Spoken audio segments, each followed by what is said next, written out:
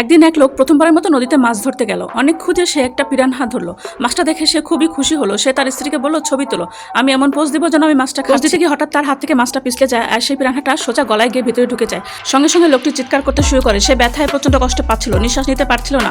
অনেক কষ্ট করেও সে মাছটা বের করতে পারলো না। তার মুখ লাল হয়ে গেল। তার স্ত্রী ভয় পেয়ে চিৎকার করে সাহায্যের জন্য ডাকেন। কিছুক্ষণের মধ্যে দমকল কর্মীরা এসে পৌঁছায়। তখন লোকটি অজ্ঞান হয়ে পড়েছিল।